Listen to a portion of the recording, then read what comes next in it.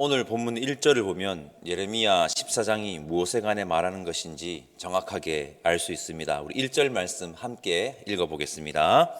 가뭄에 대하여 여호와에게 임한 여호와의 말씀이라. 아멘.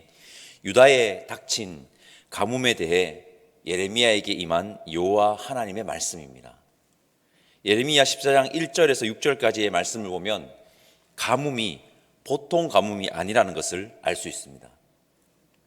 높으신 양반이 보낸 자들이라고 해도 우물에서 물을 얻지 못합니다. 암사슴이 가뭄으로 새끼를 버리고 가뭄에 강한 들나귀들도 가뭄에 속수무책입니다. 엄청 심각한 가뭄이 지금 유다에 닥쳤다는 것입니다. 성경에 가뭄이 종종 등장합니다. 가뭄의 등장은 매번 하나님의 준엄한 심판으로 그려집니다. 대표적인 것이 열왕기 상에 나오는 가뭄입니다. 열왕기상 17장 1절 말씀 제가 읽어보겠습니다. 길르앗에 우거하는 자 중에 디셉 사람 엘리야가 아합에게 말하되 내가 섬기는 이스라엘 하나님 여호와께서 살아계심을 두고 맹세하노니 내 말이 없으면 수년 동안 비도 이슬도 있지 아니하리라 하니라. 아멘. 이 가뭄으로 엘리야는 갈멜산에서 바알 선지자들과 대결합니다. 가나안 땅에 정착한 이스라엘 백성들을 강력하게 위협했던 우상은 익히 들어서 알고 있듯이 바알이었습니다.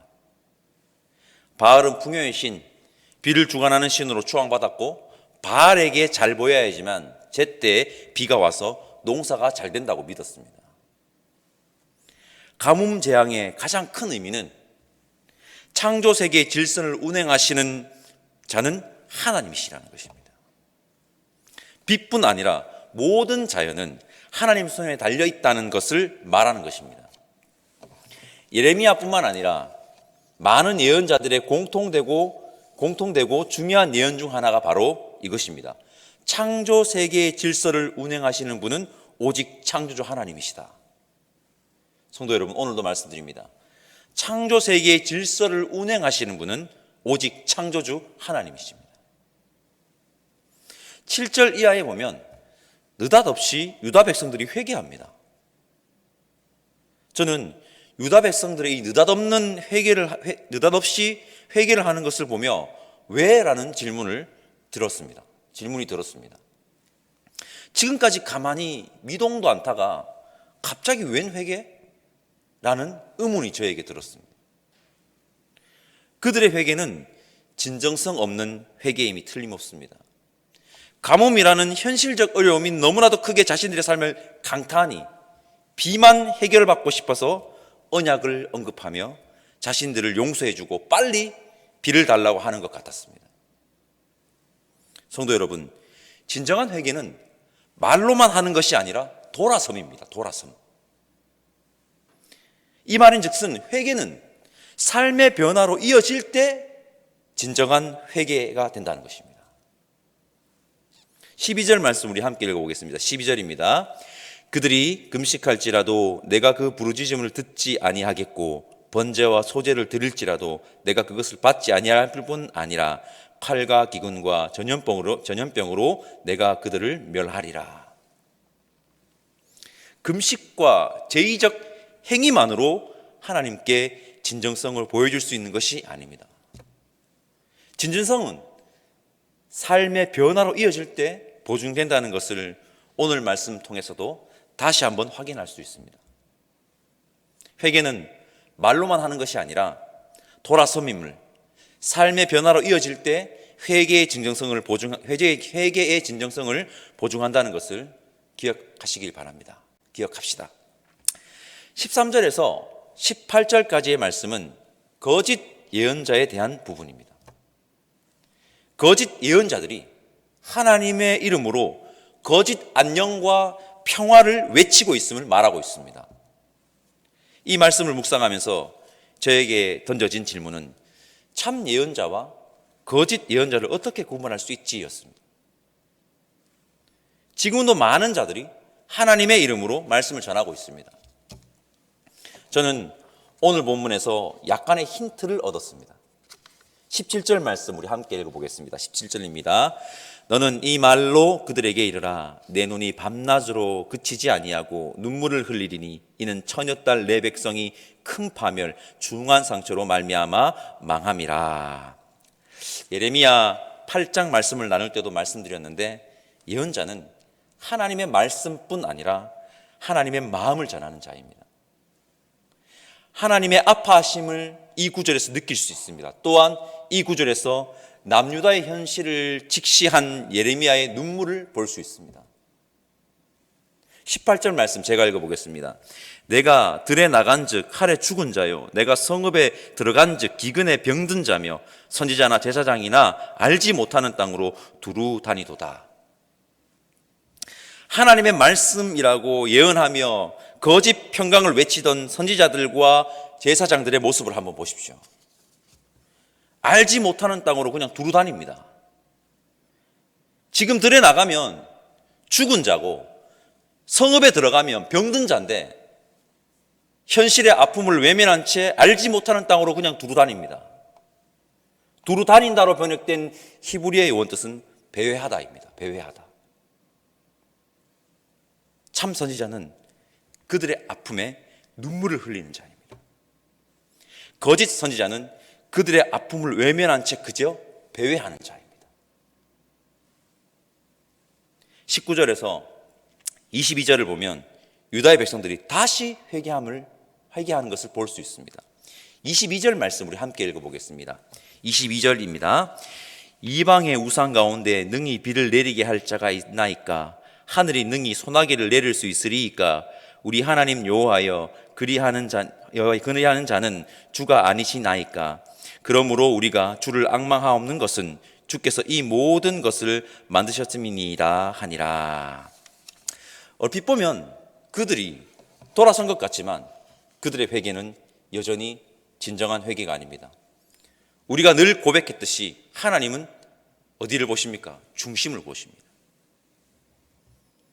그들의 회개가 여전히 진정한 회개가 아니라는 것은 내일 함께 나눌 말씀인 15장을 보면 알 수 있습니다. 15장 1절에서 하나님은 이렇게 말씀하십니다. 여호와께서 내게 이르시되 모세와 사무엘이 내 앞에 섰다 할지라도 내 마음은 이 백성을 향할 수 없나니 그들을 내 앞에서 쫓아내보내리라. 그들은 여전히 시온과 언약을 말하면서 하나님께서 용서해 주기를 원하지만 하나님은 시온과 언약이 아닌 유다 백성 개개인의 진정한 회개, 돌았음을 원하시는 것입니다. 22절을 보십시오. 하나님만이 비를 내리게 할 수 있는 자다. 소나기를 내리게 할 수 있다. 그들은 말합니다. 그들에게 관심은 비입니다. 그들에게 필요했던 것은 하나님이 아니라 비가 아니었을까요? 비. 자신들이 어떻게 하나님의 인애, 공의, 정의를 회복하여 잘 살아내겠다는 다짐과 결단은 어디에도 없습니다. 예레미야 2장의 말씀이 떠오릅니다. 예레미야 2장 13절 말씀 제가 읽어보겠습니다. 내 백성이 두 가지 악을 행하였나니 곧 그들이 생수의 근원되는 나를 버린 것과 스스로 웅덩이를 판 것인데 그것은 그 물을 가두지 못할 터진 웅덩이들이니라.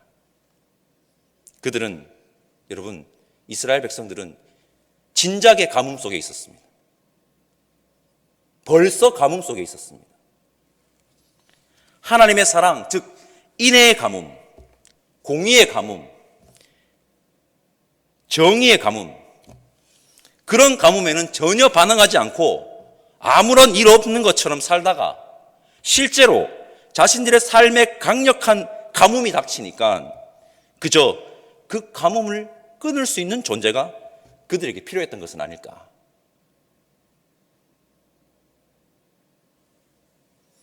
어느 목사님께서 이렇게 말씀하셨습니다. 하나님이 인간에게 두 개의 눈을 주신 이유가 있다고. 하나는 현실을 직시하고 하나는 현실 넘어 역사하시는 하나님을 바라보라고 두 개의 눈을 주셨다는 것입니다. 예레미야에게는 이 두 눈이 있었던 것입니다.